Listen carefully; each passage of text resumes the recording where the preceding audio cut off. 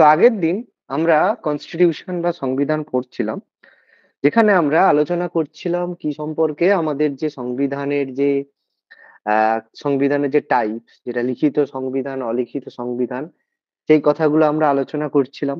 তারপরে আমরা আলোচনা করছিলাম আমাদের সংবিধানের কতগুলো পার্ট আছে, কতগুলো শিডিউল আছে, পার্ট কিভাবে কাজ করে, শিডিউল কিভাবে কাজ করে সেগুলো সম্পর্কে আমরা টোটালি ডিসকাশন করেছিলাম। তাই তো? আজকে আমি কি পড়াবো বলেছিলাম? পরের ক্লাসে কি বলেছিলাম? কনস্টিটিউশনে কি পড়বো? মনে আছে? কি বলেছিলাম? স্যার ওইগুলো একটু ডিটেলস এ বলবেন বলছিলেন, ফার্স্টে যেগুলো বলেছিলেন ওই কিভাবে তৈরি হলো সেইটা, আর লিস্ট গুলো আর একটু ধরে ধরে বলে দেবেন বলেছিলেন। লিস্ট গুলো ধরে ধরে কি লিস্ট বলো তো? ওই যে 12টা ভাগ। 12টা ভাগ? এই যে কি লিখিত বলেছিলাম? সংবিধান, অলিখিত সংবিধান ওইগুলো বলবেন বলেছিলেন। তারপরে শর্ট মানে প্রথম যে পার্ট গুলো এলো ওটা একটু ডিটেলস এ বলে দেবেন বলেছিলেন এইগুলো একটু। আচ্ছা, আমি কি এটা বলেছিলাম আগের দিন? যারা ক্লাস করেছিলে আগের দিনকে আমি এই কথাটা বলেছিলাম যে পরের দিন আমি কি করব? আমি ক্লাসের শেষে লিখে দিয়েছিলাম যে কি কি পরের দিন কি হবে, সেটা আমি বলে দিয়েছিলাম। আচ্ছা, ঠিক আছে, আমি বলে দিচ্ছি। দেখো, আজকে আমরা প্রথমে পড়বো যে আমাদের কনস্টিটিউশন বা সংবিধান রচনার জন্য যে যারা ভারতের সংবিধান রচনা করেছিল সেটা হচ্ছে ভারতের গণপরিষদ। আজকে আমরা বলেছিলাম পড়বো ভারতের গণপরিষদ সম্পর্কে, কনস্টিটিউয়েন্ট অ্যাসেম্বলি বা গণপরিষদ সম্পর্কে আমরা আজকে ডিসকাস করব। এবার এই গণপরিষদ কোথা থেকে এলো সেই সম্পর্কে আমাদের একটু জানতে হবে যে গণপরিষদ বা কনস্টিটিউয়েন্ট অ্যাসেম্বলি জিনিসটা কি, অ্যাকচুয়ালি জিনিসটা কি বা কোথা থেকে এলো।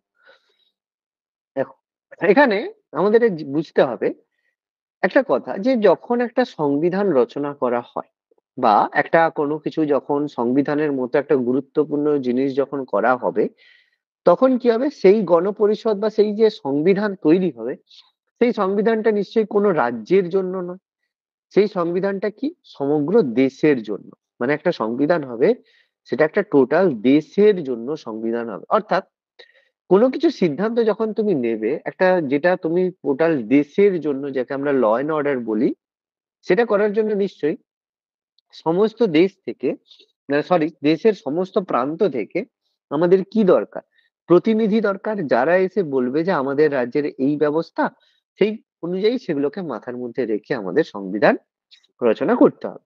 সেই কারণে গণপরিষদ রচনা করা হয়েছিল যে আমাদের ভারতের যে বিভিন্ন প্রান্তের মানুষেরা ছিল তাদেরকে রিপ্রেজেন্টেটিভ নিয়ে এসে গণপরিষদ গঠিত হয়েছিল। সেটা আমরা একটু ডিসকাস করবো। এবার দেখ, প্রথম আমরা বলেছিলাম যে মহাত্মা গান্ধী 1922 সালে প্রথম সংবিধান রচনার দাবি করেছিল, কিন্তু গণপরিষদের প্রথম দাবি কে করেছিল বলে আগের দিন বলেছিলাম, মনে আছে নাকি? গণপরিষদের প্রথম দাবি কে করেছিলেন বলো, কার মনে আছে? প্রথম দাবি কার ছিল গণপরিষদের? স্যার মানবেন্দ্রনাথ মানবেন্দ্রনাথ রায়। রয়, বা যাকে আমরা এম এন রয় হিসেবে বলে থাকি। ঠিক আছে?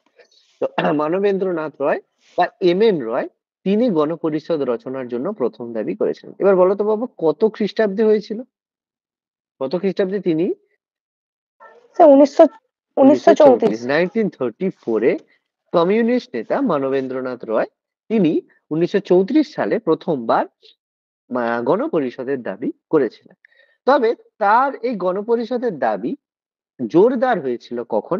আমরা বলেছিলাম 1939-এ, 1939 সালে, যখন সেকেন্ড ওয়ার্ল্ড ওয়ার শুরু হয়েছিল, দ্বিতীয় বিশ্বযুদ্ধ শুরু হয়েছিল, তখন একজন ব্যক্তি ছিল চক্রবর্তী রাজা গোপালাচারী। শ্রী শ্রী রাজা গোপালাচারী, নাম শুনেছো চক্রবর্তী রাজা গোপালাচারীর? হ্যাঁ আচ্ছা, স্যার। কে ছিল বাবা শ্রী রাজা গোপালাচারী সম্পর্কে একটা কথা বলো তো, কে ছিল? কি জানো শ্রী রাজা গোপালাচারী সম্পর্কে? তার ডেজিগনেশন একমাত্র ভারতীয় ভারতীয় ভাইসরয়। Governor general. বাবা, ভাইস রয় নয়। ভাইস রয় কি ছিল বাবা বলো, ভুল কেন হচ্ছে? ভারতীয় কি ভাইস রয় কোনো ছিল? বলবো ওই তো স্যার একই জিনিস। না গভর্নর বাবা, একই। জেনারেল। হুম, একই জিনিস নয় বাবা, এই পোস্ট গুলোকে একই রকম ভাবে মানে করে ফেলো না, হ্যাঁ, ভুল হয়ে যাবে। তো চক্রবর্তী রাজা গোপালাচারী প্রথমবার গণপরিষদে, তিনি একমাত্র ভারতীয় গভর্নর জেনারেল ছিলেন। তিনি প্রথমবার গণপরিষদ যে তৈরি করা হবে তার জন্য তিনি দাবি করেছিলেন যে এই যে ব্যক্তিরা গণপরিষদের মেম্বার হবে সেটা যেন প্রাপ্তবয়স্ক ভোটাধিকারের ভিত্তিতে হয়। আমি আগের দিন এটা বলেছিলাম, মনে আছে কথাটা? হ্যাঁ স্যার বলেছিলেন, প্রাপ্তবয়স্ক ভোটাধিকারের মাধ্যমে। তাহলে ভোটাধিকারের মাধ্যমে মানে যেন সদস্যদের নির্বাচন করা হয়। তারপর আমরা দেখেছি যে এরই পরিপ্রেক্ষিতে এটাকে না মান্যতা দিয়ে ব্রিটিশরা কি করেছিল, ভারতীয়রা যাতে ফার্স্ট সেকেন্ড ওয়ার্ল্ড ওয়ারে সাহায্য করে সেই কারণে 1940 সালে 1940-তে কি এসেছিল, ব্রিটিশরা আমাদেরকে কি দিয়েছিল মনে আছে? আগস্ট অফার, আশা করি মনে পড়ছে। August offer.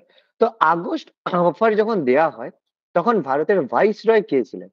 এই কোশ্চেন গুলো পড়ে, বলো। লিন লিথগো। আগস্ট লর্ড লিন লিথগো, ঠিক আছে, লর্ড লিন লিথগো। তাহলে লর্ড লিন লিথগো যখন আমাদের আগস্ট অফার প্রোভাইড করেছিলেন, যেটা আমাদের সাকসেসফুল হয়নি, কারণ এখানে বলেছিল যে দ্বিতীয় বিশ্বযুদ্ধে যদি সাহায্য করো তারপর আমরা ডোমিনিয়ন স্ট্যাটাস দেওয়ার কথা ভাববো, এরকম মনে হয় দেবে বলেছিল। বলেছে ভেবে দেখা হবে। প্রথম বিশ্বযুদ্ধে সেম ভাবে করেছিল। দেখো একই ন্যাড়া একবার বেলতলায় যায়, তো ইন্ডিয়ানরা একবার বেলতলায় গিয়েছে, আর তো যাবে না।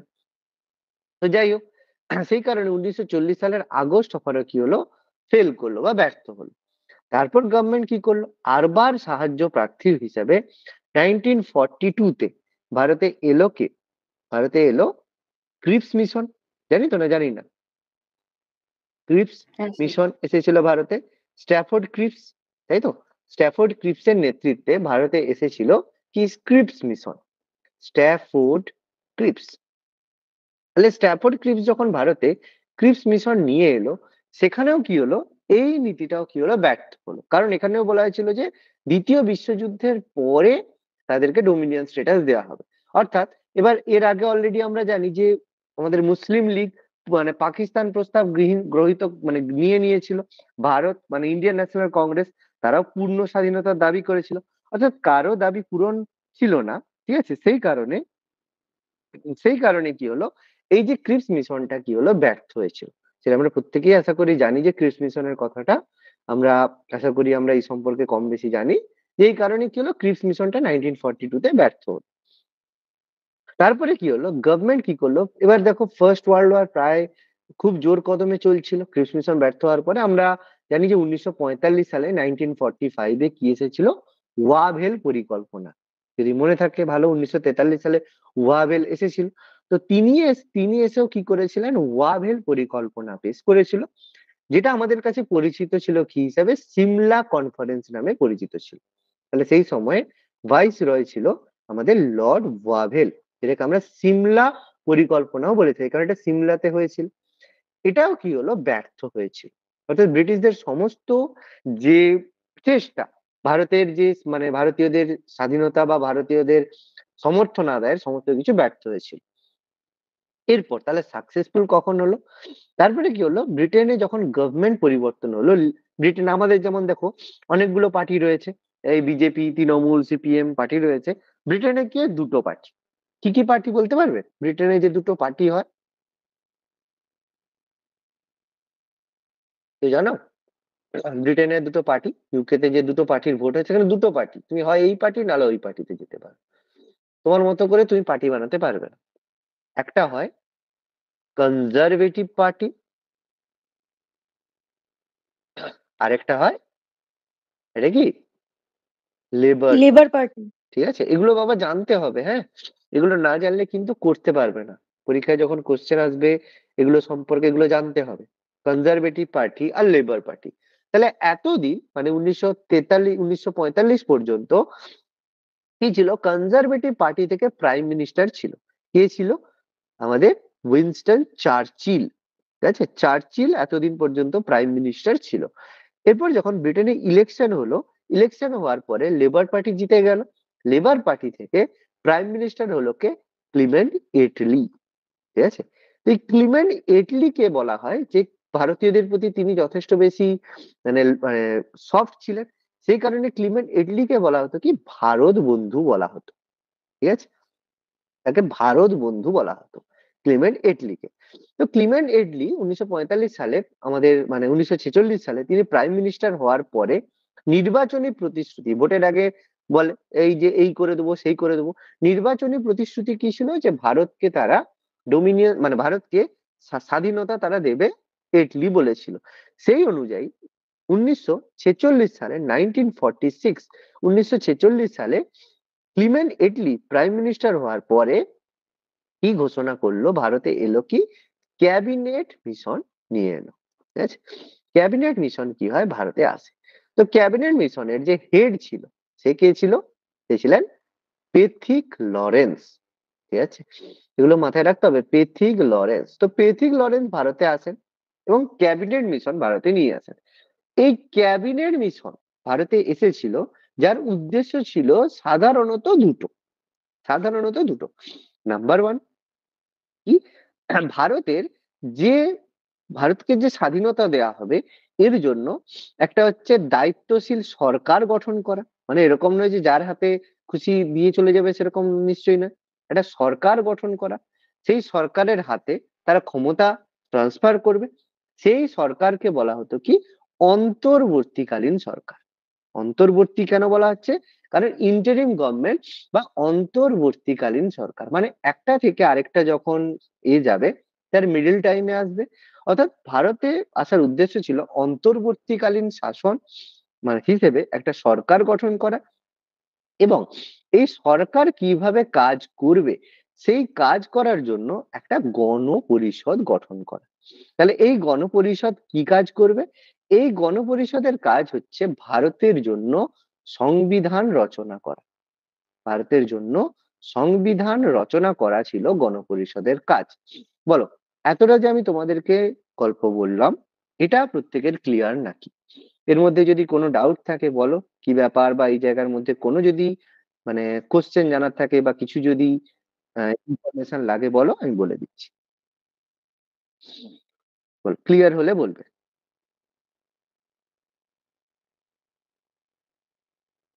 ক্লিয়ার করতে পেরেছি?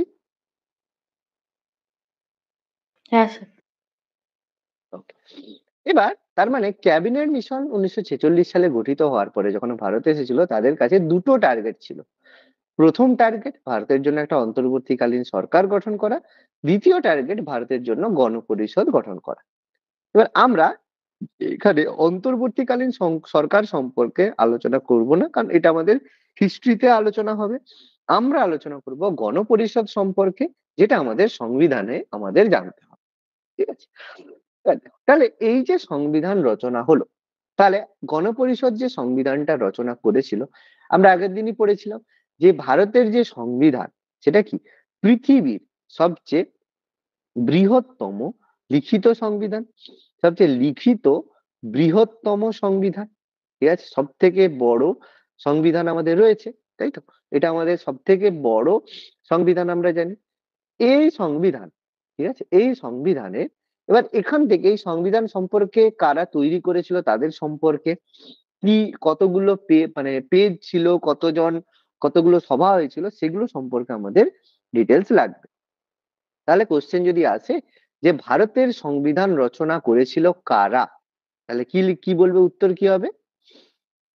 কি হবে, ভারতের সংবিধান রচনা করেছিল কারা যদি কোশ্চেন আসে তাহলে কি উত্তর দিবে? গণপরিষদ। বলবে গণপরিষদের সদস্যরা। তাহলে গণপরিষদ একটা হাউস বা একটা জায়গা, সেই গণপরিষদের যারা সদস্য ছিল, গণপরিষদের সদস্যরা আমাদের সংবিধান রচনা করেছিল। এবার যদি বলে যে ভারতের গণপরিষদ গঠিত হয়েছিল কোন আইনের মাধ্যমে, আমরা বলবো ক্যাবিনেট মিশন 1946 এর আন্ডারে, ক্যাবিনেট মিশন আইনের মাধ্যমে, এটাই আইন করবে ক্যাবিনেট মিশন অ্যাক্ট।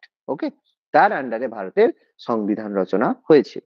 ওকে, এবার দেখো তাহলে বলা হলো যে গণপরিষদের মেম্বারদেরকে কি হবে, ভারতের যে বিভিন্ন প্রান্ত থেকে তাদের নিয়ে আসা হবে। সেই কারণে কি হয়েছিল, একটা নির্বাচন অনুষ্ঠিত হয়েছিল 1946-এ।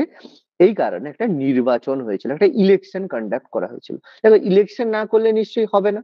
ইলেকশন যদি না করি তাহলে সেখান থেকে কে কে সদস্য হবে না হবে সেটা একটা নির্বাচনের ভিত্তিতেই হবে, না হলে কি করে সম্ভব, তাই তো? এর নির্বাচন হয়েছিল, সেই নির্বাচনের ক্ষেত্রে কিছু সিট দেওয়া হয়েছিল।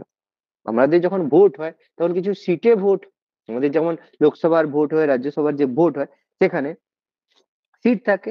সেই সিট ছিল কতগুলো? ৩৮৯টা সিট ছিল। আছে যে গণপরিষদের মোট সদস্য সংখ্যা কত ছিল, সদস্য সংখ্যা কত ছিল? ৩৮৯ জন মোট সদস্য ছিল। এবার এই যে সদস্য সংখ্যা, এটা কিন্তু ১৯৪৬ সালে হয়েছিল। তার মানে ভারতের ভারতের যে ভারতের পার্টিশনের আগে হয়েছিল। তার মানে এই ভাগটাও ৩৮৯টা কিন্তু ১৯৪৬ সালে ছিল। এবার আমরা জানি যে আহ, ভারত যখন ১৯৪৭ সালে পার্টিশন হয়ে গেল তখন নিশ্চয়ই গণপরিষদের মেম্বার এতজন থাকবে না, কারণ এর মধ্যে অনেক মেম্বার ছিল যারা কি হয়েছিল, আমাদের পাকিস্তানে চলে গিয়েছিল। তার মানে আফটার পার্টিশন, আমাদের যখন ভারত স্বাধীন হয়ে গেল তখন মেম্বার হয়ে গেল কতজন? তখন মেম্বার হয়ে গেল ২৯৯ জন। এটা কবে? ১৯৪৭ সালের পরে। তার মানে ১৯৪৭ সাল থেকে ১৯৫০ পর্যন্ত গণপরিষদের মেম্বার কতজন ছিল? ২৯৯ জন ছিল। তাহলে কতজন সদস্য এখান থেকে চলে গিয়েছিল পাকিস্তানে? যদি কোশ্চেন আসে আমরা কি করব উত্তর? বলো কতজন হবে? বুঝছো? ৯০ জন। খুবই সিম্পল ভাবে। তাহলে দেখো পরীক্ষায় যদি এরকম কোশ্চেন পড়ে আমরা দেখো খুব ইজিলি অ্যান্সার করতে পারবো, আমাদের কাছে খুব বেশি কঠিন ব্যাপার হবে না। ওকে, বোঝাতে পেরেছি আশা করি। এবার এই যে এবার আমাদের যে ভাগ হবে ৩৯৯, এই ৩৯৯ জন সদস্যের মধ্যে সেই সময় ভারতের রাজ্যের যে ভাগ সেটা কিন্তু একই রকম ছিল না। দু ধরনের রাজ্যে বিভক্ত ছিল। একটা কি? একটা ছিল যে ব্রিটিশদের দ্বারা শাসিত রাজ্য, মানে ব্রিটিশ শাসিত রাজ্য, মানে যেখানে ব্রিটিশরা ডাইরেক্ট অথবা ইনডাইরেক্ট ভাবে তার কন্ট্রোল করত। আরেকটা কি ছিল? আরেকটা ছিল দেশীয় রাজ্য। দেশীয় রাজ্য কোনগুলো? যেখানে এই রাজা রাজারা ছিল, সেই রাজা রাজাদের দেশীয় রাজ্য ছিল। তাহলে ব্রিটিশ শাসিত রাজ্য এরকম কতগুলো ছিল? এরকম ছিল ২৯৬টা ছিল। আর দেশীয় রাজ্য কতজন ছিল? বাকি রিমেনিং হবে কতজন? ৯৩ জন দেশীয় রাজ্য ছিল। এবার এই ২৯৬ এর মধ্যে একটা ভাগ থাকে কি, এটা হয় ২৯২ প্লাস ৪। এবার এই ৪ জনটা কি? এই ২৯২ একদম ডাইরেক্টলি যাকে আমরা বলবো ব্রিটিশ শাসিত প্রদেশ, আর এই ৪ জন, ৪টে যে সিট ছিল এটাও কিন্তু ব্রিটিশ শাসিত প্রদেশ। এদের স্পেসিফিক ভাবে ভাগ ছিল, তারা হচ্ছে চিফ ইলেকশন মানে চিফ কমিশনার। চিফ কমিশনার বলতে কারা? যারা হচ্ছে যেমন যারা প্রেসিডেন্সি, যেমন আমরা যদি বলি আজকের দিনের ক্যাপিটাল যদি ভাবি, মানে ইংল্যান্ডের বা ব্রিটেনদের এরকম ৪টে জায়গা ছিল, যেই জায়গাগুলো একদম আমরা আজকের দিনে ইউনিয়ন টেরিটরির মতো ভাবতে পারি। তাহলে যেই জায়গাগুলো তাদের হোল্ড ছিল বলে সেগুলোকে চিফ কমিশনার শাসিত প্রদেশ বলা হতো। সেই চিফ কমিশনার অবশ্যই ব্রিটিশ শাসিত প্রদেশের মধ্যে পড়ে। সেই কারণে ২৯৪ প্লাস ৪ টোটাল যদি বলে অবশ্যই ২৯৬ হবে, কিন্তু ২৯৬টা আছে ২৯২ প্লাস ৪। আর দেশীয় রাজ্য থেকে ছিল ৯৩ জন। ওকে, বলো এতটা যদি ক্লিয়ার হয় বলবে। এটা এটা যদি ক্লিয়ার হয় প্রত্যেকে একটু জানা।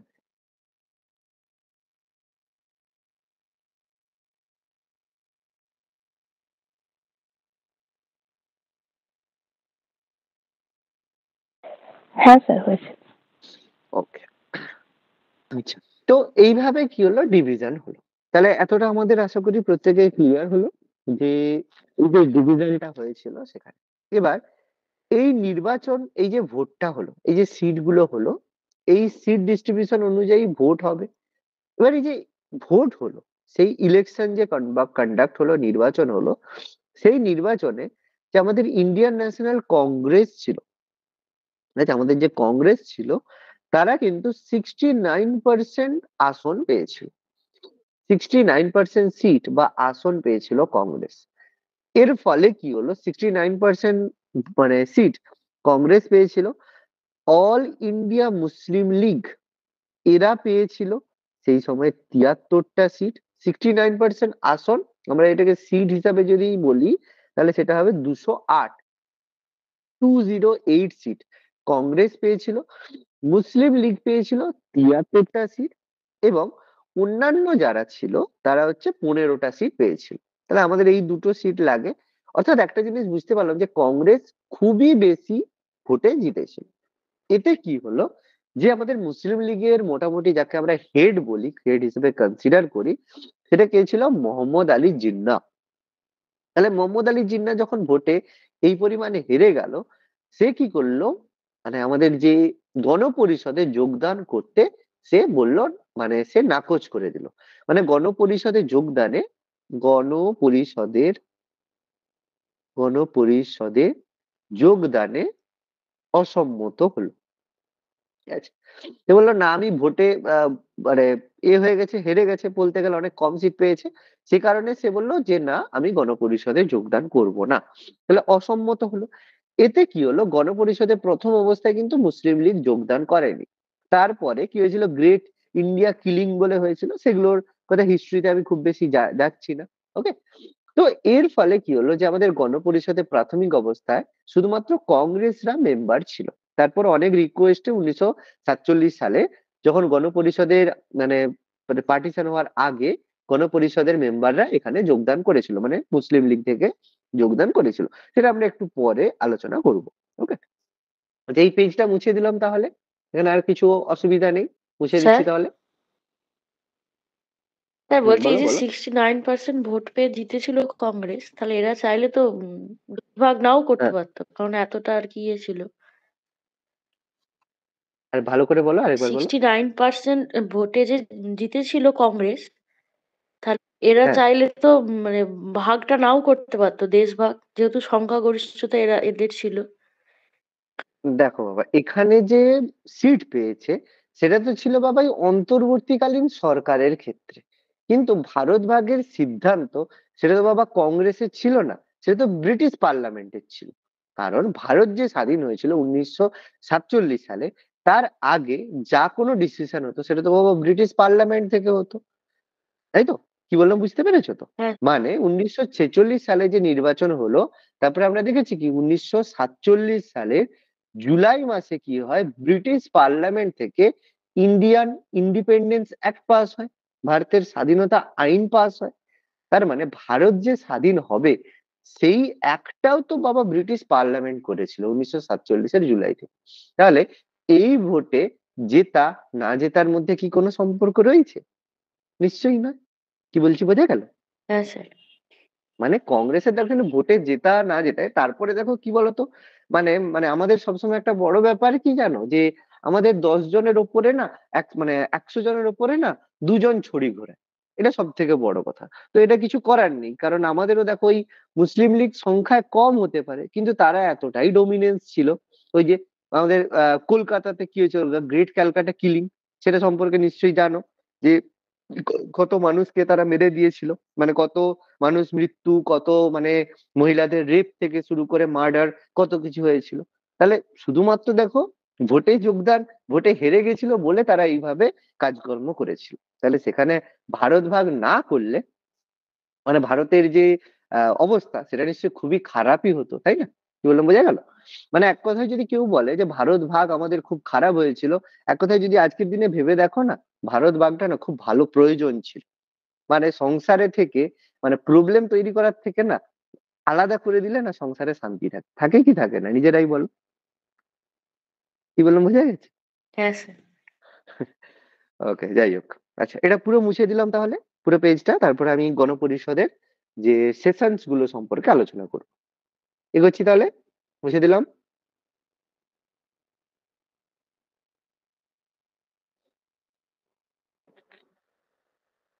বলো, মুছে দিচ্ছি, বলো। হ্যাঁ। হ্যাঁ স্যার। হ্যাঁ স্যার। ওকে। এবার দেখো, এই যে গণপরিষদ ছিল, গণপরিষদরা তো বসে আলোচনা করবে যে আমাদের হচ্ছে কবে কি হবে না হবে, কি হবে না হবে, সেই গুলোর আলোচনা হবে। এই গণপরিষদে যে প্রথম অধিবেশন সেটা কবে হয়েছিল? গণপরিষদের প্রথম অধিবেশন কবে হয়েছিল বলো তো, পারবে যদি, বলা উচিত। বলো কবে হয়েছিল প্রথম অধিবেশন? 9 ডিসেম্বর 1946, 1946 সালে গণপরিষদের প্রথম অধিবেশন হয়েছিল, প্রথম দিনের প্রথম অধিবেশন হয়েছিল। কোথায় হয়েছিল? নতুন দিল্লি, নিউ দিল্লি। এবার দেখো, নিউ দিল্লি, ওল্ড দিল্লি কথা হয়তো কতটা জানো কি জানো না। তো যাই হোক, নিউ দিল্লি কোন জায়গাটাকে বলা হয়, ওল্ড দিল্লি কোন জায়গাটাকে বলা হয়, কেন নিউ দিল্লি থেকে ওল্ড দিল্লি দিল্লি হলো, তো কি পার্থক্য, মানে আচ্ছা জানো না হয়তো, যাই হোক ঠিক আছে, সে পরে দরকার হলে কোনো সময় আলোচনা করে দেবো আমি। তো নিউ দিল্লির কনস্টিটিউশন হলে প্রথমবার বেলা 11টার সময় গণপরিষদের প্রথম অধিবেশন হয়েছিল। এবার এই প্রথম অধিবেশনের ক্ষেত্রে, এবার প্রথম অধিবেশনে একজন সভাপতি থাকতে হবে, নাহলে সভার ক্ষেত্রে একজন সভাপতি না থাকলে কি করে হবে। তাহলে সভাপতি হিসেবে কাকে নির্বাচন করা হলো, সেই সময় কে সভাপতি হবে ডিসাইড কিন্তু ছিল না।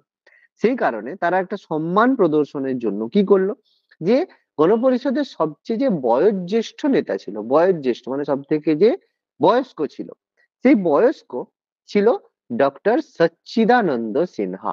ঠিক আছে, ডক্টর সচ্চিদানন্দ সিনহা, তিনি ছিলেন গণপরিষদের সব থেকে সিনিয়র মোস্ট মানে সবচেয়ে প্রবীণতম সদস্য।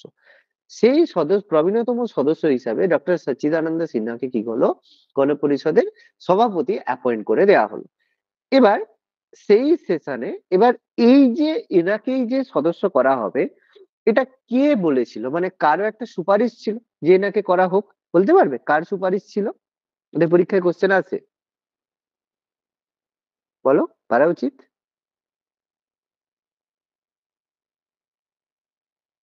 আচ্ছা, গণপরিষদ আমাদের ইন্ডিয়ান ন্যাশনাল কংগ্রেসের স্বাধীনতার সময়ে সদস্য কে ছিল, সভাপতি কে ছিল? স্বাধীনতার সময় আইএনসির প্রেসিডেন্ট কে ছিল? জওয়াহরলাল নেহরু। না বাবা, ডক্টর সচ্চিদানন্দ সিনহা, মনে সরি সরি সরি সরি এই সময় ছিল আচার্য জে বি কৃপালিনী, মনে পড়ছে? আচার্য জে বি কৃপালিনী, মনে আছে না ভুলে গেছে? ভুলে গেছে, আচ্ছা। তো আচার্য জে বি কৃপালিনী তার পরামর্শে বা তার সমর্থনে কি হলো, ডক্টর সচ্চিদানন্দ সিনহাকে গণপরিষদের অস্থায়ী সদস্য হিসাবে অ্যাপয়েন্ট করা হলো। তাহলে ডক্টর সচ্চিদানন্দ সিনহা কিন্তু গণপরিষদের প্রথম অস্থায়ী সভাপতি ছিলেন। এটা প্রথম দিনের গল্প যেটা হয়েছিল। এবার গণপরিষদের প্রথম অধিবেশনের দ্বিতীয় দিন 11 ডিসেম্বর, সেই সময় কি হলো, গণপরিষদের প্রথম অধিবেশনের দ্বিতীয় দিনে সভাপতি হিসেবে অ্যাপয়েন্ট করা হলো কাকে, এবং তিনি কিন্তু গণপরিষদের স্থায়ী সভাপতি ছিল, মানে তারা ডিসাইড করে নিয়েছে যে কে সভাপতি হবে। সেটা কে, কাকে করা হলো বলো, পারবে? Doctor doctor Rajendra Prasad. রাজেন্দ্র প্রসাদকে। তাহলে গণপরিষদের প্রথম যদি অস্থায়ী সভাপতি বলে তাহলে হবে ডক্টর সচ্চিদানন্দ সিনহা, আর গণপরিষদের প্রথম যদি স্থায়ী সভাপতি বলে তাহলে হবে ডক্টর রাজেন্দ্র প্রসাদ। এবং এখান থেকেই ডিসাইড করা হয়ে গিয়েছিল যে গণপরিষদের স্থায়ী সদস্য হবে তাকেই পরবর্তীকালে, মানে যখন এরপরে ভারতের সংবিধান রচনা করা হয়ে যাবে, তাকেই ভারতের প্রেসিডেন্ট করে দেয়া হবে। অর্থাৎ এখান থেকেই ডিসাইডেড ছিল যে আমাদের হচ্ছে রাজেন্দ্র প্রসাদ ভারতের প্রেসিডেন্ট হবেন। এবার তাহলে যদি অস্থায়ী বলে বাবা তাহলে তো আমরা ডক্টর সচ্চিদানন্দ সিনহা বলবো, যদি স্থায়ী বলে তাহলে ডক্টর রাজেন্দ্র প্রসাদ বলবো। কিন্তু বাবা আমাদের একটা কোশ্চেন দিয়ে দিল, গণপরিষদের প্রথম সভাপতি কে ছিল, স্থায়ীও বললো না অস্থায়ীও বললো না, তখন কি উত্তর হবে বলো, কি উত্তর করবে? স্যার রাজেন্দ্র প্রসাদ। রাজেন্দ্র প্রসাদই করবে, তখন কিন্তু বাবা অস্থায়ী বলতে পারবে না। যদি একমাত্র অস্থায়ী বলে তাহলেই সচ্চিদানন্দ সিনহা হবে, যদি স্থায়ী বলে তাহলে তো রাজেন্দ্র প্রসাদ হবেই হবে, আর যদি কিছু না বলে তাহলেও কিন্তু রাজেন্দ্র প্রসাদই হবে। তাহলে গণপরিষদের যে প্রথম অধিবেশনটা, এটা আমাদের চলেছিল 9 ডিসেম্বর থেকে 23 ডিসেম্বর, 23 ডিসেম্বর 1946, এই টাইমে গণপরিষদের প্রথম অধিবেশন চলেছিল।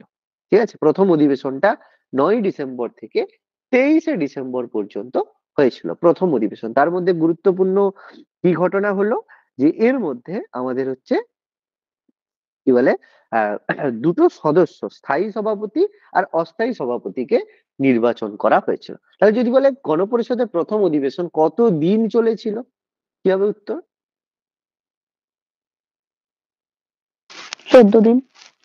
14 দিন। এবার এটাকে 14 না বলে বাবা 15 দিন করবে। ঠিক আছে, কেন? দেখো 9 থেকে 23 পর্যন্ত গোনো কতদিন হচ্ছে? 15 দিন। 15 দিন হচ্ছে। ঠিক আছে, তাহলে এভাবে যদি কোশ্চেন পড়ে তাহলে কিন্তু আমরা হিসেব করে বলতে পারবো। আশা করি বোঝা যাচ্ছে কিভাবে আমাদের পড়তে হবে। ওকে, এবার গণপরিষদের যে দ্বিতীয় অধিবেশন হয়েছিল, সেকেন্ড সেশন, দ্বিতীয় অধিবেশন যেটা হয়েছিল, দ্বিতীয় অধিবেশন হলো, তাহলে দ্বিতীয় অধিবেশনের ক্ষেত্রে যেটা সেকেন্ড সেশন হয়েছিল সেটা কবে হয়েছিল?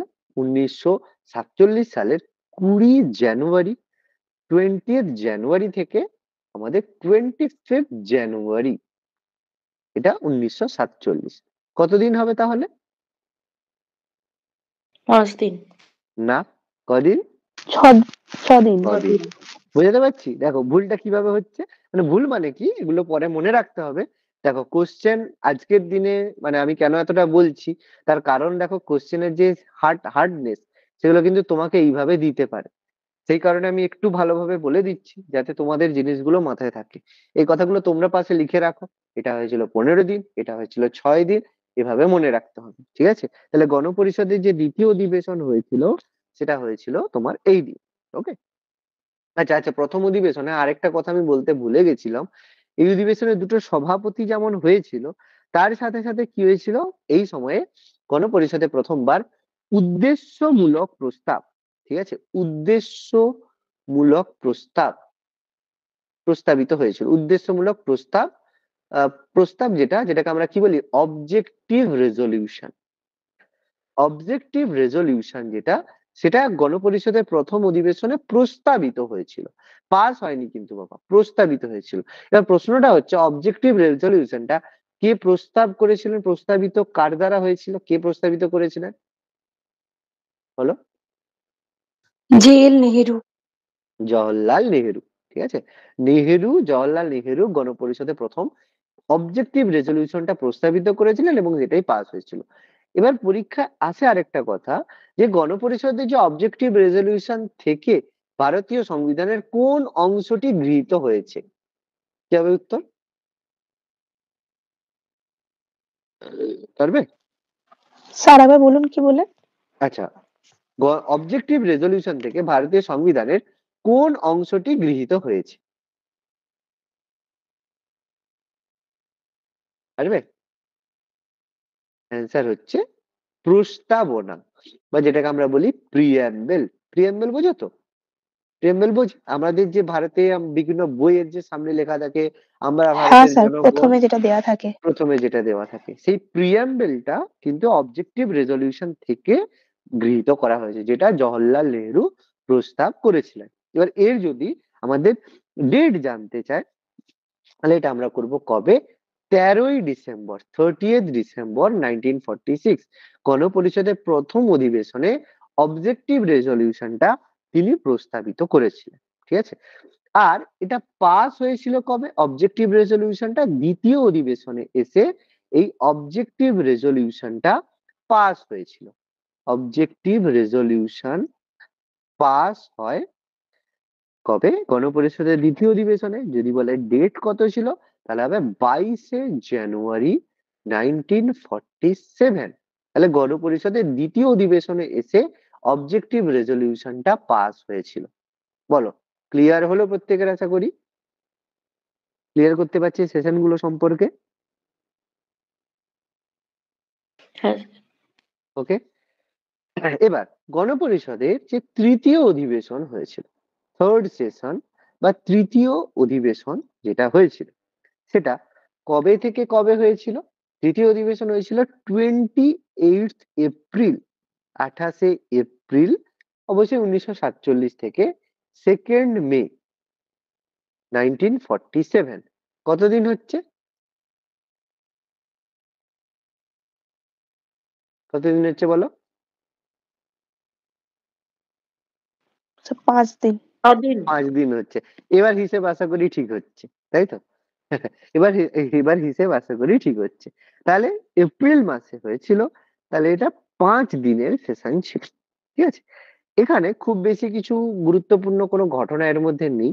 জাস্ট আমি মেনশন করে দিলাম তৃতীয়টা কবে থেকে কবে হয়েছিল। এরপর চতুর্থ অধিবেশন, 4th সেশন, সেটা কবে হয়েছিল? সেটা হয়েছিল 14ই জুলাই। 14ই জুলাই 1947 সাল থেকে 31শে জুলাই 1947। বাবা কতদিন হচ্ছে তাহলে? কতদিন হচ্ছে? ঝটঝট করে বলো। 18 দিন। 18 দিন। এটা হচ্ছে 18 18 দিন। ডেজ। 18 ডেজ, 18 দিন। হ্যাঁ দেখো বাবা, এর মধ্যে কি হচ্ছে, 22শে জুলাই, এর মধ্যে একটা গুরুত্বপূর্ণ তারিখ চতুর্থ অধিবেশনে। 22শে জুলাই, 22শে জুলাই কি হয়েছিল? 22শে জুলাই আমাদের যে জাতীয় পতাকা, ঠিক আছে, আমাদের যে ন্যাশনাল ফ্ল্যাগ, আমাদের যে জাতীয় পতাকা কেমন হবে, ঠিক আছে, সেই জাতীয় পতাকা গৃহীত হয়েছিল। এর আগেই ডিজাইন হয়ে গিয়েছিল। কে বলতে পারবে জাতীয় পতাকার ডিজাইন কে করেছিল? খুব ভালো কোশ্চেন, আমাদের প্রায়ই পড়ে। ডিজাইন কে পিঙ্গলি করেছিল? ভেঙ্কাইয়া। পিঙ্গলি ভেঙ্কাইয়া। বাবু কোথাকার লোক ছিল গো পিঙ্গলি ভেঙ্কাইয়া?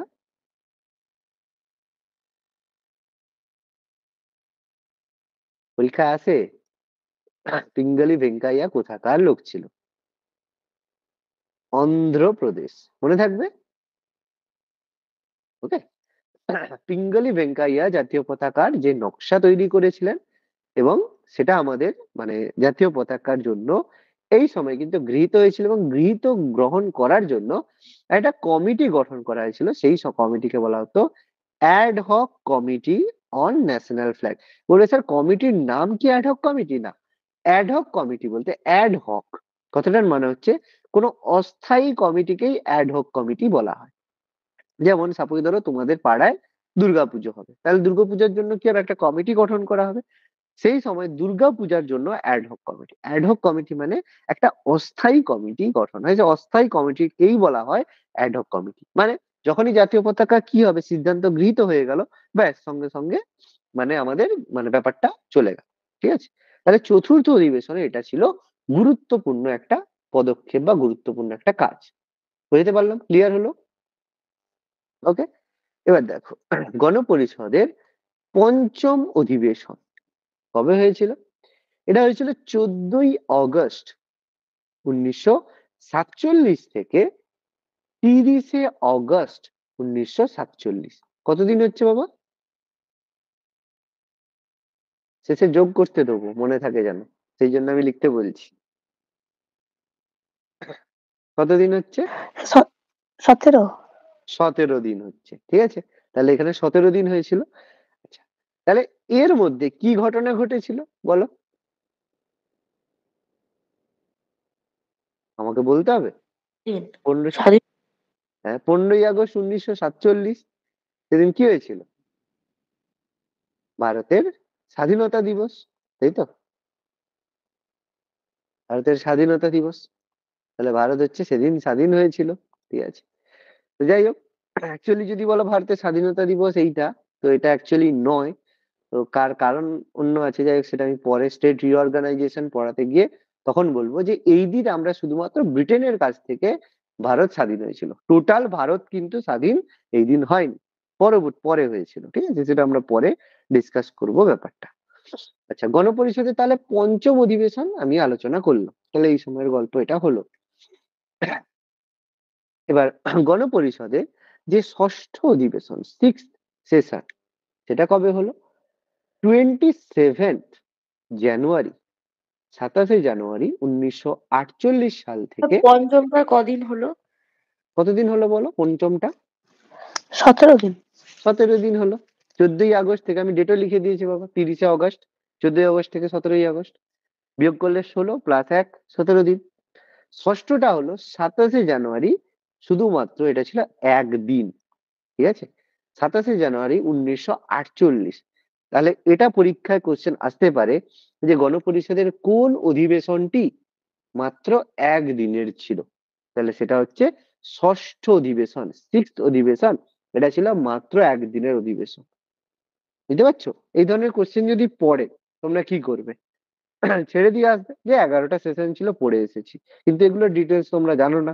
সে কারণে আমি তোমাদের এগুলো ডিটেলসে বলে দিচ্ছি। দেখো, যেগুলো অলরেডি অ্যাভেলেবেল বইয়ে পেয়ে যাবে, মানে বিভিন্ন বইতে দেখবে পেয়ে যাবে অনেক কিছু, তো এইভাবে দেখবে লেখা নেই। সে কারণে এগুলো অ্যাডভান্স ভাবে কিন্তু আমাদের একটু পড়তে হবে। অ্যাডভান্স ভাবে যদি না পড়ি, আমরা কিন্তু নেক্সট এক্সাম যেগুলো হবে সেগুলো কিন্তু করতে গিয়ে আমাদের খুব সমস্যা হবে। ঠিক আছে? এটা গণপরিষদের 7ম অধিবেশন ছিল। আচ্ছা, আহ আচ্ছা আচ্ছা, একটা জিনিস এখানে একটু বলতে ভুলে গেলাম। এই 5ম অধিবেশনের এই জায়গায় একটা লিখে রাখবে, এই সময় 29th অগস্ট, 29শে অগস্ট 1947 এর মধ্যেই পড়ছে। এই যে 30শে অগস্ট শেষ হয়েছিল, এর আগে 29শে অগস্ট 1947 সালে গঠিত হয়েছিল আমাদের কনস্টিটিউশনের জন্য সব থেকে গুরুত্বপূর্ণ কাজ। কি গঠিত হয়েছিল? হয়েছিল কি কেউ বলতে পারবে? সংবিধানের সব থেকে গুরুত্বপূর্ণ কাজ হলো পারা উচিত। ড্রাফটিং কমিটি গঠন। ড্রাফটিং কমিটি নাম শুনেছো তো, না শোনোনি?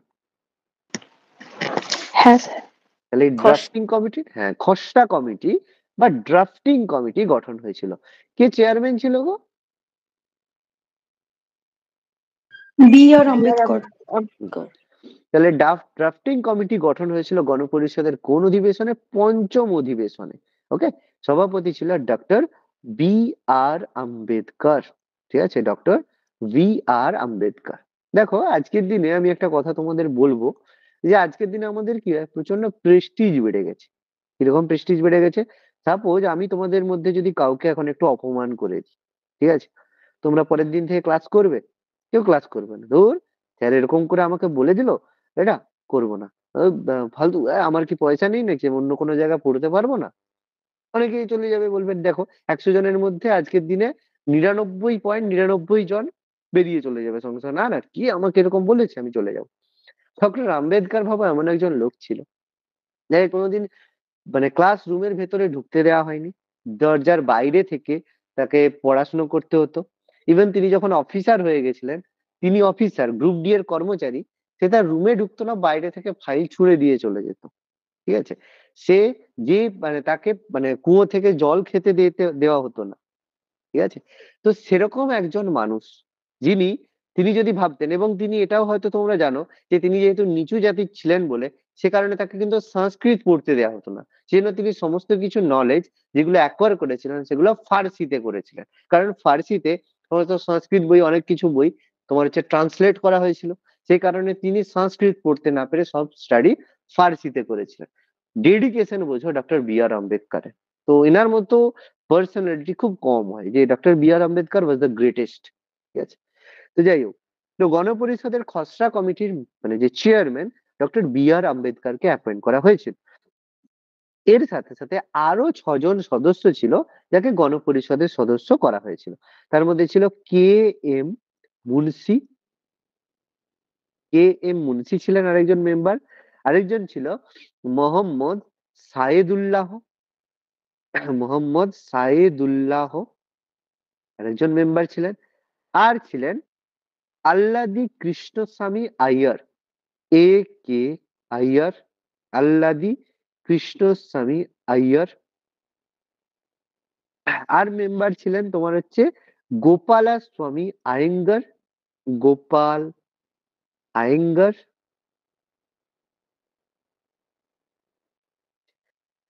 আর 1 2 3 4 5, হ্যাঁ, আর স্যার, 2 জন। ডিপি বলো। খৈতান একজন হ্যাঁ, ছিলেন। হ্যাঁ, আমি বলছি বাবা, দুজনের কথা বলছি। দুজনের ব্যাপার আছে। হ্যাঁ, এখানে এরপরের যে 2 জন হবে না, তাদের দুজনের মধ্যে একটা ব্যাপার আছে। একজন মারা গেছিল, আর একজনের সদস্য পদ বাতিল হয়েছিল। সেই কারণে সেই দুটোকে আমি শেষে লিখছি। এবার আরেকজন মেম্বার যখন ছিল, সে ছিল এন মাধব রাও। ভালো করে বুঝবে, এন মাধব রাও। ঠিক আছে? এই যে মাধব রাও ছিলেন, ইনি অসুস্থ হয়ে গেছিলেন, এবং পরবর্তীকালে তিনি অসুস্থ হয়ে যাওয়ার জন্য তার কি হয়েছিল, তার জায়গায় বি এল মিত্র, ঠিক আছে, বি এল মিত্র তার জায়গায় তার সদস্যপদ পেয়েছিল। অসুস্থতার কারণে তিনি পদত্যাগ করেছিলেন এবং সেই কারণে তার বলা হয় যে তার সদস্যপদ খারিজ হয়েছিল, কারণ তিনি অসুস্থতার কারণে হয়েছিলেন। আরেকজন ছিল টি টি কৃষ্ণমাচারী, টি টি কৃষ্ণমাচারী। তো তার জায়গায় স্থলভিক্ত হয়েছিল বা এসেছিল কে, বিপি খৈতান। তার মানে খৈতান আগে ছিল, তার জায়গায় টি টি কৃষ্ণমাচারী এসেছিল। ওকে, বিপি খৈতানের জায়গায় তিনি এসেছিলেন।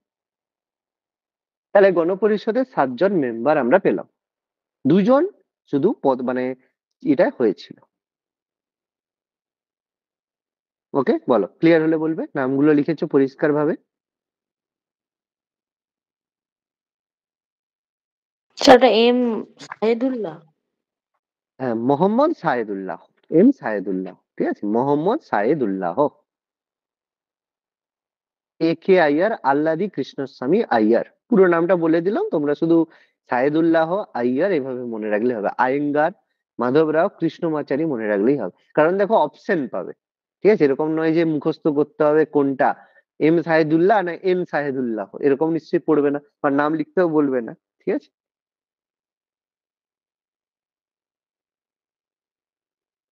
বলো, ক্লিয়ার হলে বলবে। হ্যাঁ স্যার হয়েছে। ওকে, তাহলে গণপরিষদের ষষ্ঠ অধিবেশন, 6টা অধিবেশন পর্যন্ত আমরা পেয়ে গেলাম। এবার হচ্ছে গণপরিষদের সপ্তম অধিবেশন, 7th অধিবেশন। সপ্তম অধিবেশনটা হয়েছিল 4th নভেম্বর, 4th নভেম্বর 1948 থেকে 8th জানুয়ারি 1949, 8th জানুয়ারি 1949 সপ্তম অধিবেশন। তাহলে এটা 1948 সাল থেকে 1949 গণপরিষদের সপ্তম অধিবেশন হলো। তাহলে এটা কতদিন হবে? তাহলে হিসেব করতে পারছো না, পারবে? বলো তো, 4 থেকে 8ই জানুয়ারি,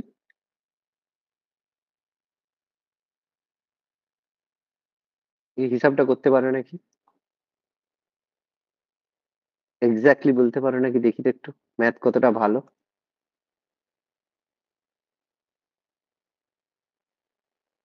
66, 65। 60, 66, 66, আচ্ছা, আর বলো ঠিক করে।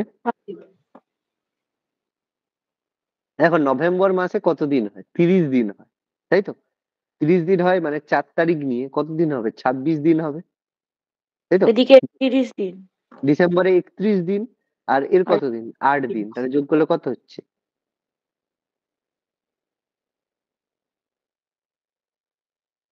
কত হচ্ছে 65, বলো? 65। 65 হচ্ছে। 4th নভেম্বর থেকে 8th জানুয়ারি, এটা 8 দিন, এটা 31 দিন। আমার মনে হয় এই স্যার 26 নভেম্বরটা 27 দিন হবে না? নভেম্বরটা তো 27 দিন হবে। ও হ্যাঁ, নভেম্বরে তো হ্যাঁ 27 দিন, সরি 30 দিনের হলে এটা তো 27 দিন, হ্যাঁ 27, তাহলে কত হ্যাঁ হচ্ছে? তাহলে স্যার 66। আহ, 8, 66 হচ্ছে 27 না, তোমার হচ্ছে নভেম্বরের 30 দিনের মধ্যে 4 তারিখও তো হয়েছে, তাহলে 1, 2, 3, 3 বাদ যাবে, তাহলে 27 দিনে, 27 দিন। ডিসেম্বরে টোটাল 31 দিন 1948, আর 1949-এর 8 দিন, তাহলে কত হচ্ছে? 66 দিন, 66 দিন, তাই তো? হ্যাঁ স্যার 66। 66 দিন, ওকে, আচ্ছা ঠিক আছে। তো আচ্ছা, এর মধ্যে কি গুরুত্বপূর্ণ ঘটনা বলে ফেলো, বলা উচিত, বলো। এর মধ্যে একটা ইম্পর্টেন্ট, না এর মধ্যে নেই, সপ্তমের মধ্যে, আহ এর মধ্যে নেই, পরে আছে এখানে।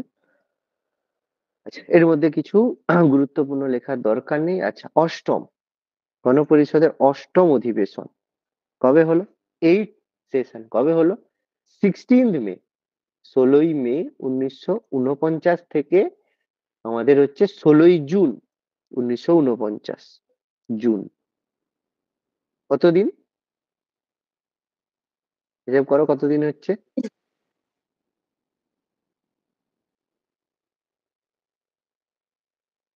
কতদিন হচ্ছে? 31 দিন। 31 হচ্ছে না 32 হচ্ছে?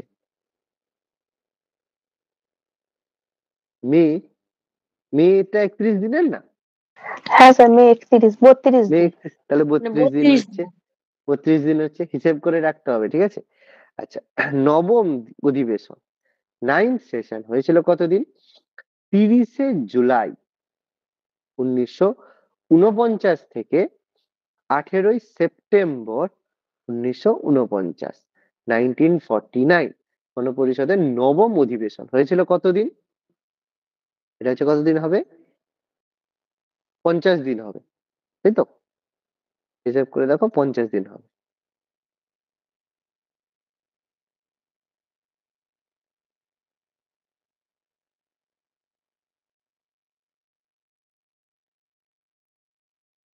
হচ্ছে হ্যাঁ স্যার, 50।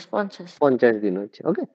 আচ্ছা, দশম অধিবেশন যেটা 10 সেশন হয়েছিল, সেটা হচ্ছে 6 অক্টোবর 1949 থেকে 17ই অক্টোবর 1949 গণপরিষদের 10th সেশন হয়েছিল।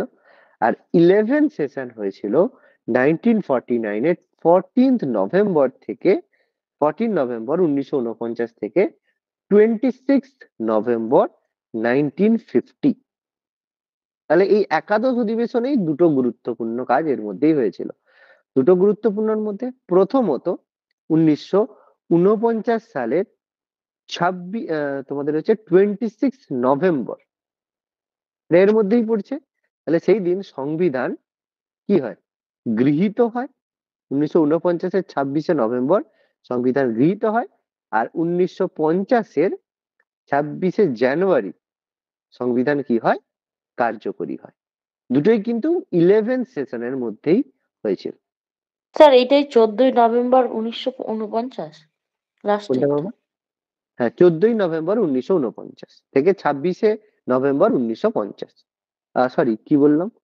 26শে জানুয়ারি, সরি বাবা, এটা ভুল করলাম। এটা 26 জানুয়ারি। হ্যাঁ, এটা ভুল লিখেছি। 26 জানুয়ারি 11 শেষ। এটা কতদিন হবে তাহলে শেষটা?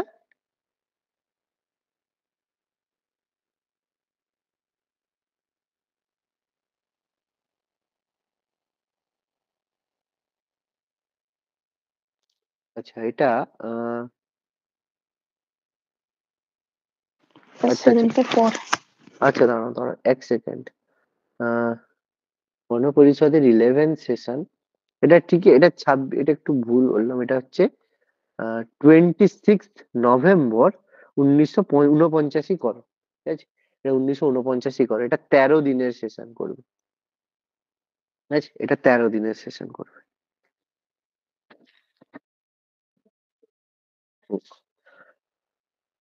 এখানে গণপরিষদের 11টা অধিবেশন, এটাই হবে। এবার যে লাস্ট অধিবেশনের কথা, সেটা মানে অধিবেশনের মধ্যে পড়ে না, ওটা হচ্ছে 24শে জানুয়ারি যেটা হয়েছিল, সেটা গণপরিষদের একটা বিশেষ মানে শেষ বৈঠক হয়েছিল, সেটা কোনো অধিবেশন ছিল না। সেটা আমি পরে বলছি। 26 নভেম্বর করবে, হ্যাঁ, 26 নভেম্বর 1949 ওই দিন গণপরিষদের মানে শেষ অধিবেশনের শেষ দিন ছিল। বল, এতটা লেখা হলে বলবে।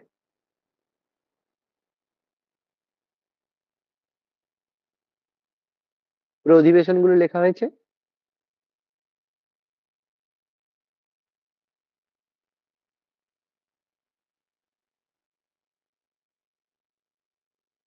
এখানে কিন্তু গণপরিষদের অধিবেশন 26শে নভেম্বর 1949 কমপ্লিট। আমি এরপরে বলবো 24শে জানুয়ারি কি হয়েছিল, 26শে জানুয়ারি কি হয়েছিল। 24শে জানুয়ারি গণপরিষদের কোনো অধিবেশন হয়নি, আমি বলবো জিনিসটা কি হয়েছিল। ক্লিয়ার হলো? হ্যাঁ স্যার, হয়েছে।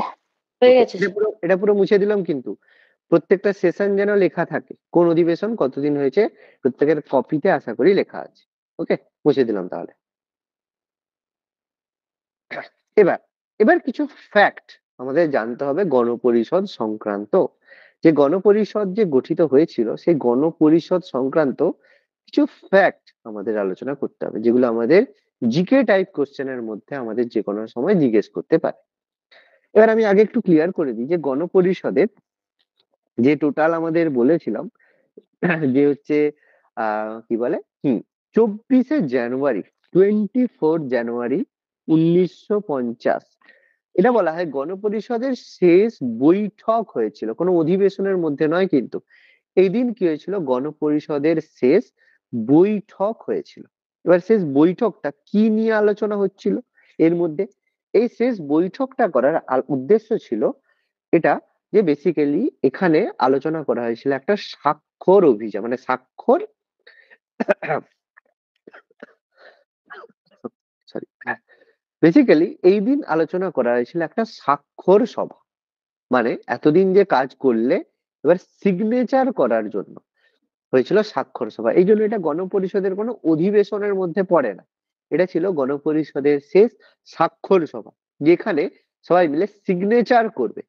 এবং মজার ব্যাপার এটা, গণপরিষদের এই স্বাক্ষর সভায় মেন কি নিয়ে আলোচনা হচ্ছিল কেউ বলতে পারবে? খুব সিম্পল একটা জিনিস নিয়ে আলোচনা হচ্ছিল, বলতে পারবে কেউ কি নিয়ে আলোচনা হচ্ছিল, যেটা একদম শেষ দিন 24শে জানুয়ারি ডিসাইড করা হয়েছিল? কি বলতো, বলতে পারবে? সে কোন দুটি ভাষাতে ওই হাতের লেখা মানে সই হবে সেইগুলো? না, খুব সহজ কোশ্চেন, হাসবে। কি জানো, আমাদের সেই সং দেশের বন্দে নাম কি হবে? মজা পেয়েছো? বুঝলে, এই দিন আলোচনা হচ্ছিল আমাদের দেশের নাম কি হবে। বলবে স্যার এ কি কথা, আমরা তো জানি তো আমাদের দেশের নাম ভারত, তাই তো? কিন্তু মাথায় রাখবে, এই দিন শেষ দিন আলোচনা হচ্ছিল আমাদের দেশের নাম কি হবে, ইন্ডিয়া হবে না ভারত হবে। মাথায় ঢুকিয়েছে? বুঝতে পারছো না বুঝতে পারছো না? এটা ডিসাইডেড করা হয়েছিল সবার শেষে, যেটা মেনশন করা হয়েছে আমাদের আর্টিকেল 1-এ। তাহলে পুরো সংবিধান লেখা হয়ে গেছে, কিন্তু দেশের নাম কি হবে সেটা ডিসাইড করা হয়েছিল সবার শেষে আর্টিকেল 1-এ। এই জন্য আর্টিকেল 1-এ লেখা হয়েছিল কি, লেখা আছে কি, ইন্ডিয়া। যখন ইংলিশে লেখা হয় তখন লেখা আছে ইন্ডিয়া, দ্যাট ইজ ভারত। এটা লেখা আছে যখন ইংলিশে আমরা লিখছি ইন্ডিয়া, দ্যাট ইজ ভারত। যখন বাংলায় লেখা হচ্ছে ভারত, যেটি ইন্ডিয়া। অর্থাৎ এটা কিছুদিন আগে একটা বড় কন্ট্রোভার্সি নিয়ে হচ্ছিল কথাটা, তোমরা জানো আমাদের দেশের নাম কি হবে, ইন্ডিয়া হবে না ভারত হবে, এই নিয়ে একটা মতামত, বহু মন্তব্য। আমিও সেখানে কিছু মন্তব্য করেছিলাম, আমার মতো এরকম অনেক টিচার মন্তব্য করেছেন, এক্সেট্রা এক্সেট্রা, অনেকে অনেক রকম মন্তব্য করেছেন। তো এই মন্তব্যটা গণপরিষদের সবচেয়ে বড় হট টপিক ছিল, আমাদের দেশের নাম কি হবে। এবার এই টপিকের পেছনের ব্যাকগ্রাউন্ড কি, কেন ইন্ডিয়ার নামটা আমাদের আজকে আমাদের ইন্ডিয়ার নামটা ভারত হয়েছে, কেন ভারত না থেকে যদি ইন্ডিয়া ইন্ডিয়া যে আছে ভারত করলে কি অসুবিধা হতো, আজকে কি ভারতের দেশের নাম কি পরিবর্তন করে আবার সবকিছু জায়গা ভারত করা যাবে কি যাবে না, তাহলে সেগুলো নিয়ে আলোচনা প্রচুর ব্যাপার আছে। সেগুলো আমাদের পলিটিক্যাল জিও পলিটিক্স এর কিছু ব্যাপার রয়েছে, কি অসুবিধা হবে কি সুবিধা হবে আলোচনা হবে। কিন্তু বেসিক্যালি ছিল সেই দিন আলোচনা হয়েছিল আমাদের দেশের নাম কি হবে। এবং একটা জিনিস মনে রাখবে, গণপরিষদের যা সিদ্ধান্ত হতো সেগুলো হতো কিন্তু সর্বসম্মতিক্রমে, মানে সবার সম্মতিতে হতো। একটা জিনিস ভেবে দেখো, যে গণপরিষদের যতজন মেম্বার ছিল তাদের সর্বসম্মতিক্রমে এটা অ্যাকসেপ্ট করা হয়েছে ইন্ডিয়া, দ্যাট ইজ ভারত। তার মানে আজকের দিনে যদি আলোচনা করতে বসো আমাদের দেশের নাম ইন্ডিয়া হবে না ভারত হবে, বোকামি হচ্ছে না? কারণ তখন যারা বসে বানিয়েছিল তারা নিশ্চয়ই আতিপাতি কেউ লোক ছিল না। আজকে আমরা নিশ্চয়ই অনেক কিছু বেশি জানি না তাদের থেকে, তাই না? এই হচ্ছে ব্যাপার, বলে ক্লিয়ার করতে পেরেছি প্রত্যেককে? ক্লিয়ার বলো। হ্যাঁ। এবার এখানে প্রশ্ন আছে, এই যে স্বাক্ষর সভা হলো, সেই স্বাক্ষর সভায় প্রেজেন্ট ছিল, মানে আমাদের গণপরিষদের যে মূল সদস্য ছিল কতজন, 299 জন সদস্য ছিল। ঠিক আছে, 299 জন সদস্য ছিল গণপরিষদে। তাহলে এই সভায় কতজন স্বাক্ষর করেছিল, কতজন স্বাক্ষর করে? একটা কোশ্চেন আছে, গণপরিষদে আমাদের সংবিধান কতজন স্বাক্ষর করেছিলেন? অ্যান্সার হবে 284, 284 জন। ওকে, 200, তার মানে বাকিরা স্বাক্ষর করেনি কেন? প্রেজেন্টলি সেই সময় উপস্থিত ছিলেন না। এ কারণে গণপরিষদের প্রথম এই যে সংবিধান গৃহীত হয়েছিল তার স্বাক্ষর করেছিল 284 জন, 284। ওকে, এবার কোশ্চেন আসে যে ভারতের সংবিধান তৈরি করতে কত টাকা খরচ হয়েছিল? এক্সপেন্সেস, কত টাকা খরচ হয়েছিল? কেউ বলতে পারবে খরচ কত টাকা হয়েছিল তখনকার দিনে? 64 লক্ষ টাকা, 64 রুপিস, তাই তো? এখনকার দিনে সেটা অনেক বেশি হবে। আগে তখনকার দিনে সেটা ছিল মাত্র 64 লক্ষ টাকা। কতদিন সময় লেগেছিল? কত সময়ে গণপরিষদ মানে আমাদের সংবিধান তৈরি হয়েছিল? 2 বছর 11 মাস 18 দিন। 17 বা 18 অনেক জায়গায় মেনশন করা আছে। 2 বছর 11 মাস 18 দিন বা 17 দিনে ভারতের সংবিধান তৈরি হয়েছিল। কমপ্লিট করতে পেরেছিলাম সংবিধান আমরা এই টাইপে 2 বছর 11 মাস 17 দিন। গণপরিষদের কতগুলো অধিবেশন হয়েছিল? আমি একটু আগেই বলে দিলাম কতগুলো অধিবেশন ছিল। 11। 11টা। 11টি অধিবেশন ছিল। কমপ্লিট ক্লিয়ার করতে পেরেছি। তার মানে কেউ কিন্তু 24শে জানুয়ারিকে টেনে আনবে না, ওই যে স্যার 12টা, টেনে আনবে না, ঠিক আছে? ওটা কমপ্লিট। এটা ছিল স্বাক্ষর সভা, সেই স্বাক্ষর সভায় আলোচনা হয়েছিল এইটা সংক্রান্ত। ওকে, এটা মাথার মধ্যে রাখবে। আচ্ছা,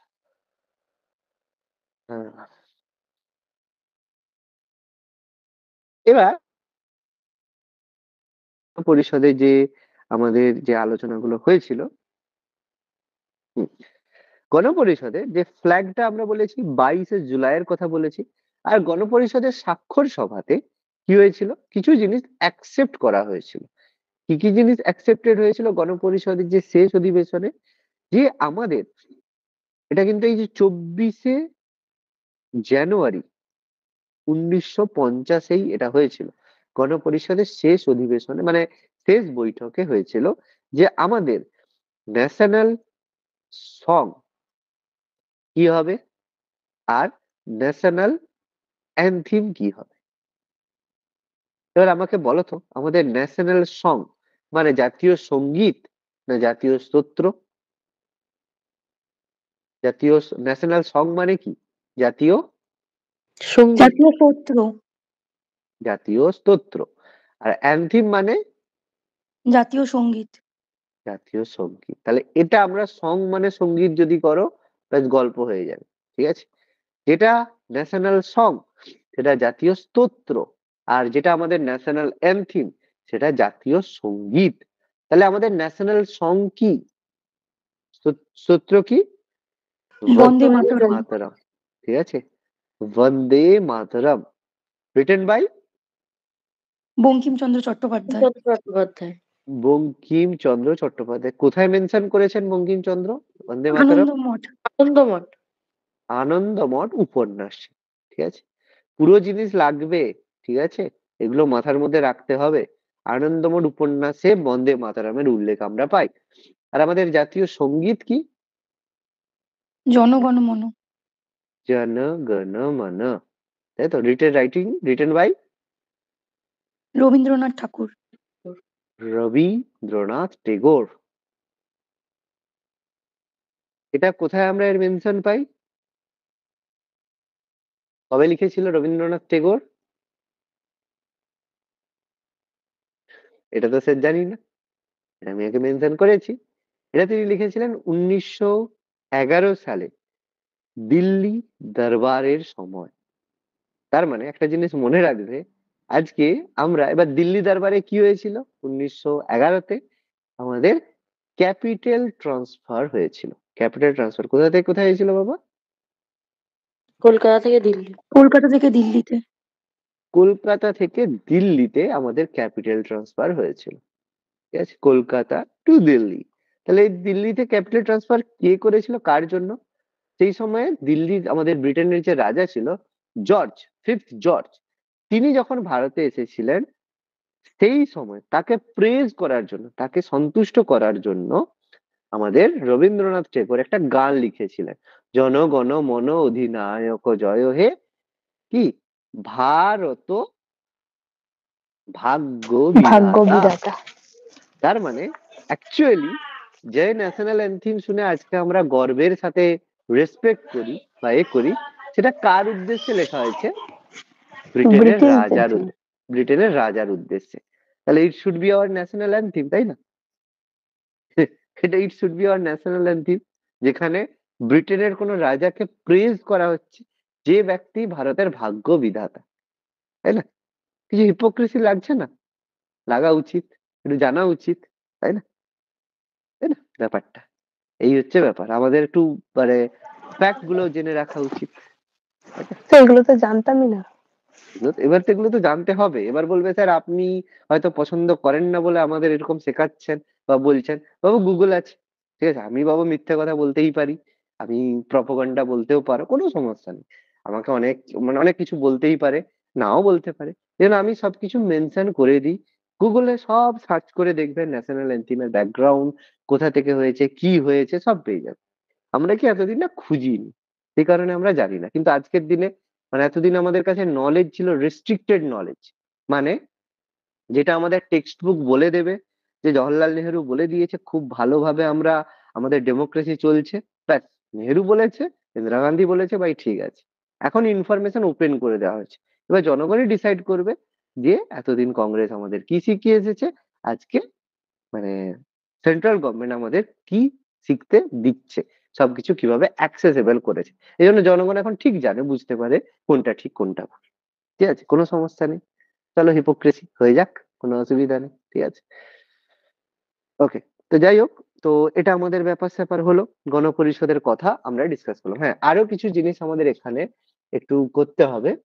গণপরিষদের ক্ষেত্রে উম হুম ভারতের যে সংবিধান রয়েছে, এটা হচ্ছে তোমার কি বলে, হুম এই সংবিধানকে যে ক্যালিওগ্রাফি কে করেছিল? আচ্ছা, এখানে আচ্ছা গণপরিষদের কয়েকটা জিনিস বলি। গণপরিষদের সিম্বল বা প্রতীক কি ছিল? কনস্টিটিউয়েন্ট অ্যাসেম্বলি গণপরিষদের প্রতীক কোন পশু ছিল? হাতি, বাঘ, সিংহ, হাতি। কোনটা? এলিফ্যান্ট। হাতি, হাতি। ঠিক আছে। হাতি বা এলিফ্যান্ট ছিল, এই ধরনের কোশ্চেন পড়ে থাকে। বলে দিই তোমাদেরকে, ঠিক আছে। আচ্ছা, গণপরিষদের সাংবিধানিক পরামর্শদাতা কে ছিল? কনস্টিটিউশনাল অ্যাডভাইজার, মানে লিগাল অ্যাডভাইজার। বিএন রাও। বিএন রাও। কনস্টিটিউশনাল অ্যাডভাইজার ছিল বি এন রাও, ঠিক আছে। সাংবিধানিক পরামর্শদাতা বি এন রাও ছিলেন সাংবিধানিক পরামর্শদাতা। আচ্ছা, তারপর হচ্ছে, আর এগুলোকে কে ডেকোরেটেড করেছিল, মানে সাজিয়েছিল, বা ক্যালিওগ্রাফি কে করেছিল? নন্দলাল বসু। হুম, মানে এর যে প্রত্যেকটা পাতায়, ঠিক আছে, প্রত্যেকটা পাতায় যে নকশা, ঠিক আছে, নকশা করেছিল হচ্ছে আমাদের হচ্ছে নকশা, এটাকে হচ্ছে আমরা ক্যালিওগ্রাফি, ডেকোরেটেডই বলবো, ক্যালিওগ্রাফিটা আলাদা জিনিস। ডেকোরেটেড বাই নন্দলাল বোস, ঠিক আছে। ডেকোরেশন করেছিলেন, শুধুমাত্র নন্দলাল বোস ছিল না, তার যে আরো যে মানে মানে কি বলে স্টুডেন্টরা ছিল, ঠিক আছে, তাদের সব, ঠিক আছে। তিনি একাটো পুরো করেননি তো, নন্দলাল বসু তিনি এবং তার যে আরো শিক্ষার্থীরা ছিল, তারা মিলে প্রত্যেকটা পেজ নকশা করেছিল, ঠিক আছে। আচ্ছা, আরেকটা জিনিস পড়ে যে আমাদের যে কনস্টিটিউশনের বা আমাদের যে সংবিধানের প্রস্তাবনার যে পাতা, প্রস্তাবনার পাতাটা কেমন হবে, যেটা অ্যাকচুয়ালি আমাদের প্রস্তাবনার পাতা দেখবে খুব ডেকোরেটেড ডিজাইন করা থাকে, সে প্রস্তাবনার পাতার ডিজাইন, প্রস্তাবনার পাতাটা কে তৈরি করেছিল? পারবে? তার নাম ছিল রামমোহন সিনহা, ঠিক আছে। প্রস্তাবনার পাতা ডেডিকেট করেছিলেন, ডিক্লেয়ার করেছিলেন রামমোহন সিনহা। আচ্ছা, এবার একটা বড় প্রশ্ন, আমাদের যে সংবিধানটা লেখা হয়েছিল সেটা কোন ভাষায় লেখা হয়েছিল? মূল সংবিধান কোন ভাষায় লেখা? English and Hindi. ইংরেজি আর হিন্দি। ইংরেজি আর হিন্দি। আচ্ছা, দুটো না একটা?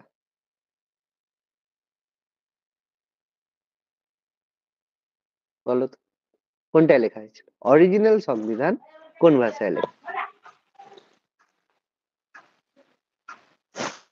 হিন্দি ভাষায়। এটা মনে রাখবে, সংবিধান প্রথম অবস্থায় লেখা হয়েছিল যেটা অরিজিনাল, এটা ইংলিশ ল্যাঙ্গুয়েজে, এবং ইংলিশ ল্যাঙ্গুয়েজ লেখা হওয়ার সাথে সাথে হিন্দি ভাষাতেও লেখা হয়েছিল। তার মানে এটা নয় যে ইংলিশে পুরো কমপ্লিট হয়ে গেছিল তারপর হিন্দিতে হয়েছিল, সেরকম নয়। যখন কোনো কিছু মানে ডিসাইড হতো যে এইটা হবে, প্রথমে ইংলিশে হতো তারপর হিন্দিতে হতো। অর্থাৎ আমাদের যদি বলা হয় মূল সংবিধান কোন ভাষায় লেখা, তাহলে কিন্তু আমরা ইংলিশ এবং হিন্দি দুটোই বলবো। কিন্তু যদি কোনো জায়গায় এরকম দিল, যেটা জেনারেলি দেওয়া উচিত নয়, কিন্তু কি বলতো, কোশ্চেন তো বাবা আমি করি না বা কেউ করে না, ফলে আমাদের ওস্ট ধরেই করতে হবে।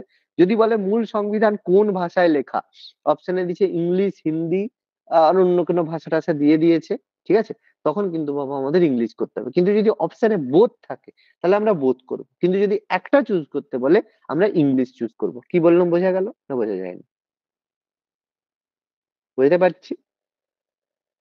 হ্যাঁ স্যার। ওকে, আমি সব রকম তোমাদের বলে রাখছি, যাতে কোনো রকম কোশ্চেন তোমরা যেন ছেড়ে আসতে মানে না ছাড়। ওকে, আচ্ছা, এবার এখানে আরেকটা পড়ে যে সংবিধানের যে শেষ পাতায়, একদম লাস্ট পাতাটাও ডেকোরেট করা হয়েছে, শেষ পাতা, ঠিক আছে, শেষ পাতায় ক্যালিওগ্রাফি কে করেছে, মানে শেষ পাতাটা হচ্ছে লিখেছে কে, মানে নকশা বলো, নকশা বলবো না, ঠিক, শেষ পাতাটাকে হরফ ক্যালিওগ্রাফি কে করেছে? খুব ইম্পর্টেন্ট আছে, প্রেম, পারবে? Prem Bihari Raijada. প্রেম বিহারী নারায়ণ রায়জাদা, ঠিক আছে, প্রেম বিহারী নারায়ণ রায়জাদা শেষ পাতায় তিনি ক্যালিওগ্রাফি করেছেন। ওকে, Sir, এবার হ্যাঁ বলো বলো, আর এটা আরো দুটো আছে, বলো কি বলছো বলো। sir, শুধু কি লাস্ট পাতাটাই ক্যালিগ্রাফি করেছিলেন নাকি পুরোটাই? না, লাস্ট পাতা, শেষ পাতায়, ঠিক আছে। আচ্ছা, না সরি সরি, পুরোটাই হবে, লাস্ট পাতায় হচ্ছে তার নাম মেনশন করা আছে, হ্যাঁ, পুরোটাই হবে। শেষ পাতায় হচ্ছে বেসিক্যালি তিনি এটা ক্রেডিট করেছেন, এটা পুরোটা ক্যালিওগ্রাফি প্রেম বিহারী রায়জাদা করবে। এবার একটা দুটো খুব ভালো কোশ্চেন আছে, ঠিক আছে। এই যে সংবিধান স্বাক্ষর হয়েছে, 284 জন স্বাক্ষর করেছে, প্রথম স্বাক্ষর কে করেছিল? ওকে, আর শেষ স্বাক্ষর কে করেছিল? প্রথমটা বলে ফেলো, কে হবে? ডক্টর রাজেন্দ্র প্রসাদ। অবভিয়াসলি যে সভাপতি হবে সে হবে ডক্টর রাজেন্দ্র প্রসাদ। এটা তো আমাদের কাছে খুব ফেমাস, যে ডক্টর রাজেন্দ্র প্রসাদ প্রথম মানে আমাদের স্বাক্ষর করেছিলেন। শেষ কে হবে?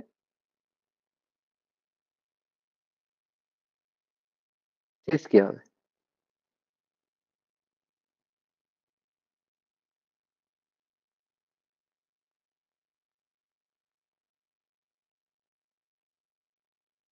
কে হবে বলো? স্যার গান্ধী, নামটা ভুলে গেছি। কে গান্ধী? গেছে গেছে, উত্তর ঠিকই গেছো। উত্তর কি হবে?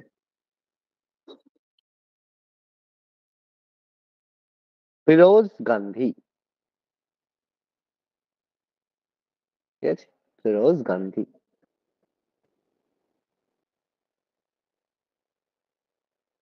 ওকে, আচ্ছা, তো আমাদের আমাদের সংবিধান যে রচনা হয়েছে, সংবিধান তো এই সময় তৈরি হয়েছে, ক্রিয়েট হয়েছে, হয়েছে। সংবিধানে হচ্ছে আমাদের মূল সংবিধান আমাদের তৈরি হয়েছে, 395টা আর্টিকেল এক্সেট্রা এক্সেট্রা রয়েছে। সংবিধান কতবার সংশোধন হয়েছে?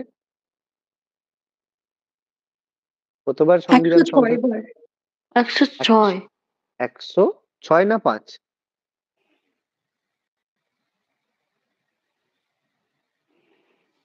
কি হবে?